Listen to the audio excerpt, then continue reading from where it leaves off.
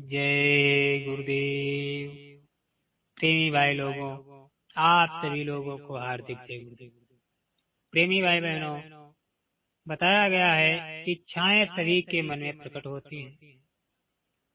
कुछ इच्छाएं ऐसी होती हैं जो आत्मा के लिए अच्छी होती हैं। ब्रह्मांडीय मन की इच्छाएं अच्छी होती हैं और इसकी प्रवृत्ति अंतर्मुखी और ऊपर की ओर होने के कारण ये आत्मा को उठाने में सहायता देता है तथा ये ब्रह्मांड में काम करता है। निज मन दूसरे पद यानी त्रिकुटी का एक कतरा है और इसके अंदर त्रिकुटी के नीचे की समस्त रचना का बीज है। साधक को इन तीनों मन पर विजय प्राप्त करनी पड़ती है। जब तक जीवात्मा अंतर में पहले मुकाम पर पहुंचकर निरंजन भगवान का दर्शन न कर ले, भजन सुमिरन पूरब की तरफ मुंह करके बैठकर करना चाहिए। अगर ऐसा न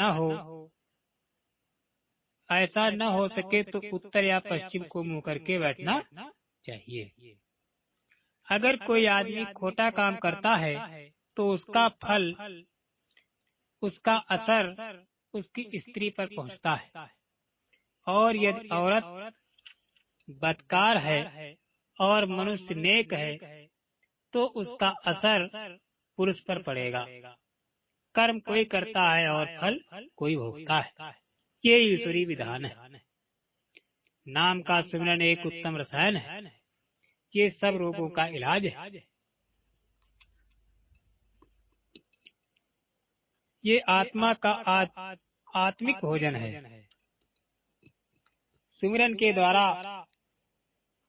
जब ये आत्मा अपने बिखरे प्रकाश को एकत्र कर लेती है तब उसकी आंख यानी दिव्य आंख खुल जाती है। वो अपना आत्म साक्षात्कार करती है। पहुंचा हुआ गुरु यानी सप्तभेदी गुरु परमात्मा का प्रकट रूप है। उससे सांसारिक वस्तुएं, धन दौलत, बच्चा, औलाद मांगना बादशाह से कौड़िया मांगने के समान है। गुरु से प्रेम और भक्ति मांगना चाहिए। वैसे गुरु अंतर्यामी होता है और शिष्य के लिए जो जरूरी समझता है बिना मांगे ही देता रहता है। दोनों आंखों के ऊपर जीवात्मा जब तीसरे तिल में पहुंचती है तब माया के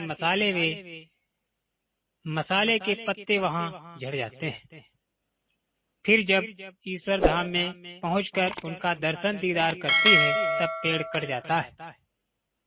और जब ब्रह्म पद अर्थात त्रिकुटी में जब वो पहुंचती है तो माया के मसाले का भी विनाश हो जाता है। उसके ऊपर पार ब्रह्म पर, फिर उसके आगे महाकाल पद को पार करती हुई जीवात्मा जब सतलोक में पहुंचती है तब उसे पूर्ण निर्भयता प्राप्त हो जाती है। सारी जीवात्माएं का असली घर सतलोक है।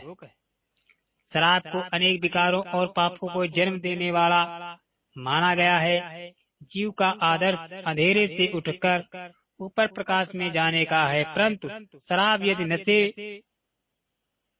शराब आदि नशे उसकी पहली सुध भी मार देते हैं और वो इंद्रिय तथा जड़ता से ऊपर उठने योग्य नहीं रहता।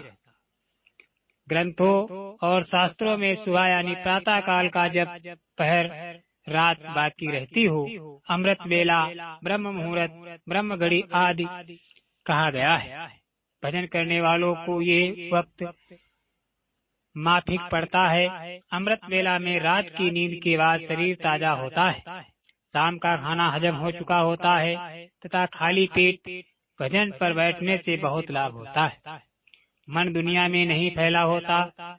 इस वक्त जीवात्मा जल्दी ही शरीर के 9 द्वारों में से सिमट जाती है। वातावरण शांत रहता है। पूर्ण संत जीव को कर्म कांड में नहीं बांधते। वे बाहरी तीर्थों को मुक्त की प्राप्ति और परमात्मा के साथ मिलाप का साधन नहीं मानते। सच्चा तीर्थ हमारी अपनी काया के अंदर है और अंदर से खोजने पर ही इसकी प्राप्ति हो सकती है। बाहर तीर्थ कितने भी पवित्र क्यों न हो, इसका स्नान शरीर के मैलों को तो धो सकता है, पर मन की मैल नहीं साफ हो सकती। जीवात्मा जब शब्द को यानी नाम धुन को पकड़कर जब ब्रह्म पद के ऊपर पहुंचती है और वहां मानसरोवर में स्नान करती है, तब मन माया के तमाम प्रकार के मैल उतर जाते हैं। आत्मा निर्मल होकर अपने आप को पहचान लेती है और परमात्मा को पहचानने के योग्य बन जाती है। यही वो तीर्थ है जिसमें नहाकर कौवा हंस हो जाता है, अर्थात जीव मनमुख से गुरुमुख बन जाता है। भजन सिमरन का वक्त सबसे अच्छा रात के 2 बजे से सुबह 8 बजे तक और दूसरा रात के 7 बजे से 11 बजे तक होता है। सिख गुरु अर्जुन साहब के वक्त से महापुरुषों ने साधकों की साधना पूंजी को अपने हाथों में रखा है। ये ऐसा इसलिए हुआ कि नाम दान लेने के बाद साधक जब ऊपर की चढ़ाई करने लगता है तो रिद्धियां सिद्धियां प्राप्त हो गई और उसने अपनी आध्यात्मिक कमाई को चमत्कार दिखाने अथवा श्राप या आशीर्वाद देने में खर्च करने लगा। तब महापुरुषों ने साधक के भक्ति फल को सुन्नों में जमा करना शुरू किया, ताकि उसे अपनी साधना द्वारा प्राप्त शक्ति का आभास न हो पाए। समय आने पर जब सतगुरु मुनासिब समझते हैं तब उसका फल साधक को दे देते हैं। मुसलमानों में 2 तरह के फकीर होते हैं। एक तो अहले दुआ है, इनका प्रार्थना करने में विश्वास है। दूसरे हैं अहले रजा, जो अपने आप को पूरी तरह से मालिक की रजा या मौज पर छोड़ देते हैं। वे कभी किसी चीज के लिए प्रार्थना नहीं करते, वे उसकी रजा में राजी रहते हैं। हमारे शरीर में मन का ठिकाना आँखों के पीछे तीसरे तिल में है।